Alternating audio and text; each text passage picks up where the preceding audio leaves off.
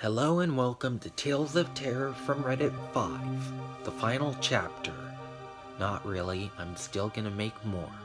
Don't expect me to stop making these videos anytime soon. The Curse, the New Beginning. New beginning cause it's the beginning of 2021. Which is why 2021's in the title. Well, I've gotten 4 stories to read for this, 4 short stories from the Short Scary Stories subreddit, and I'm gonna let you all in on a secret. One of the stories is written by me.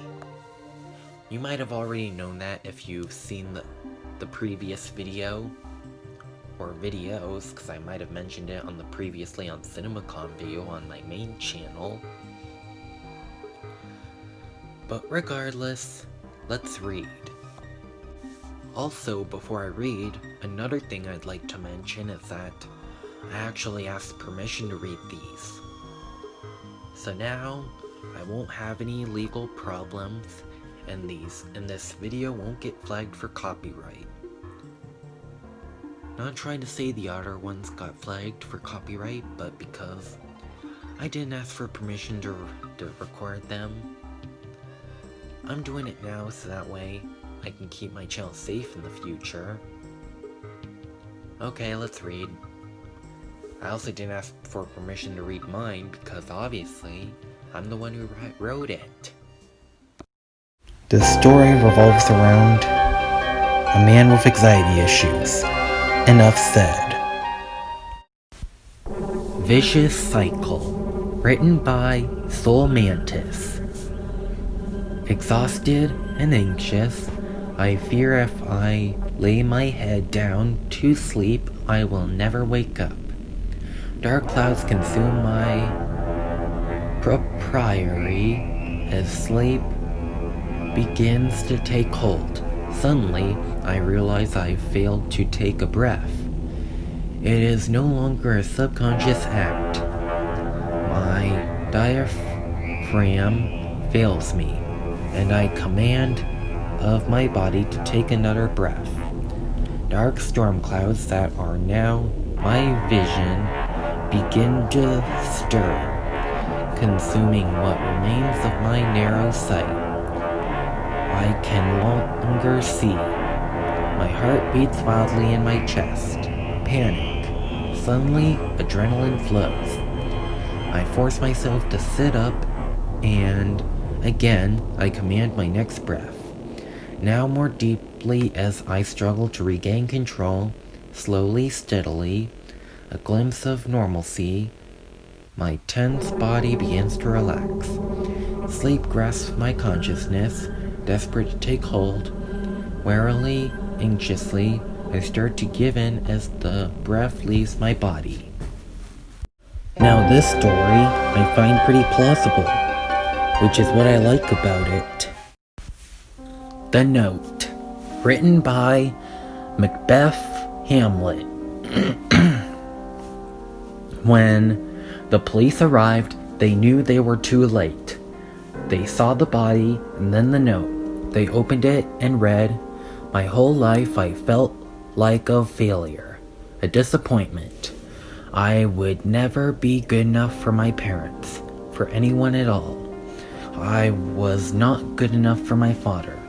It's why I never knew him. That is what my mother told me. He knew what a disappointment I would turn out to be. Whenever I messed up, Mother would be mad at me.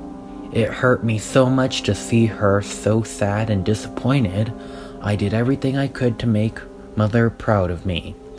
But it was never enough for her. I wasn't good enough at what I was doing. I never did enough.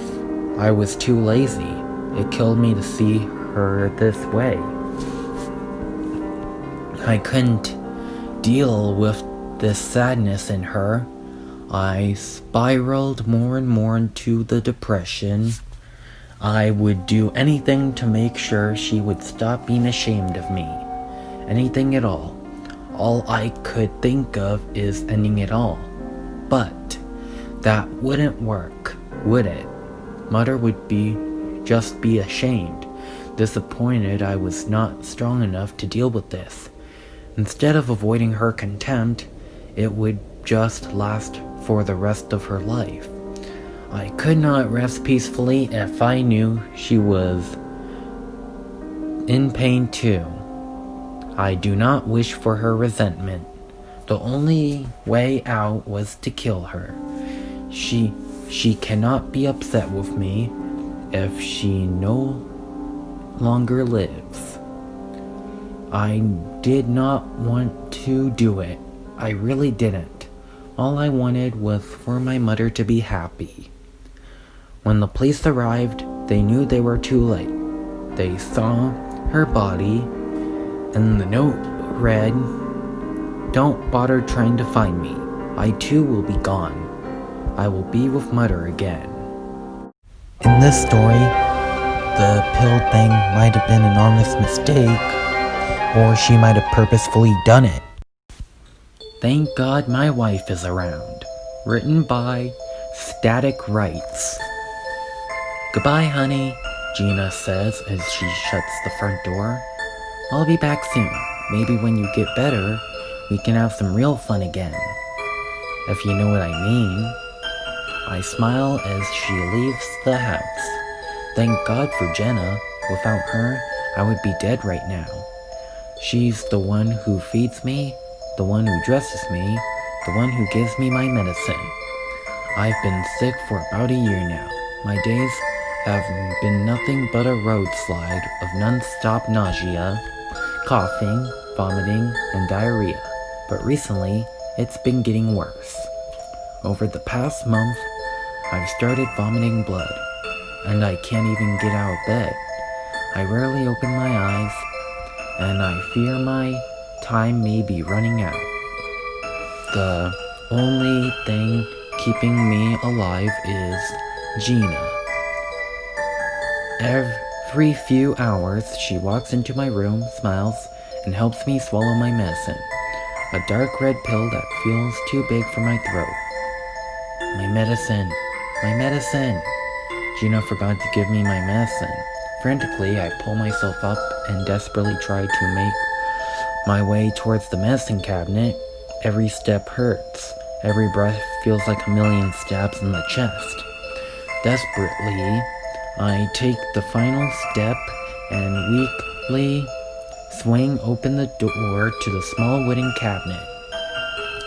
I take a few quick glances around the cabinet, then began unscrewing the caps to each of them, searching for the dark red pills. Finally, the last pill ball I try, I find the red pills. I was about to swallow one when I see my prescription. A small sheet of paper tucked into the corner of the cabinet, neatly folded. I pulled it out and look at it. That is when the realization hits me like a wave of nausea. I stumble back, slamming my head against the headboard, because now I know the truth. My pills aren't supposed to be red. They're supposed to be blue. If you want me to cover a Valentine's Day type creepypasta / scary story, you got one. Love Letter. Written by Hammer House of Horrors. You may think you know me, we've been seeing each other sometime, but really I've just been reeling you in until you're totally mine.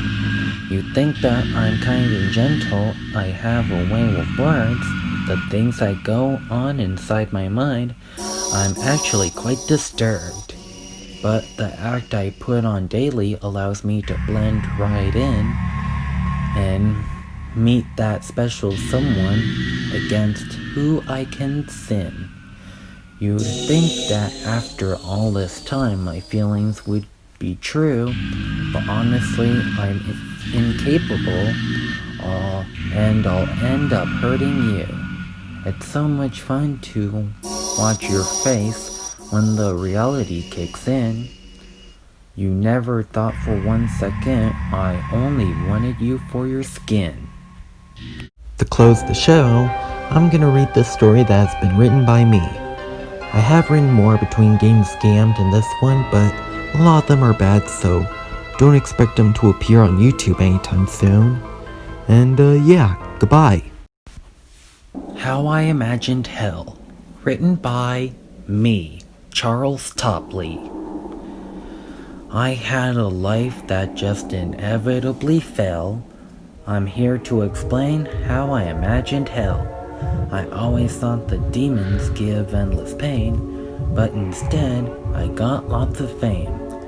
They always treat me like I was a king when I was expecting a great big sting. I was in the living realm, nothing but a murderer, but in hell, I'm but a true torturer. When I come back to life, I was looking forward to hell, because I'm putting everyone bad in a jail cell.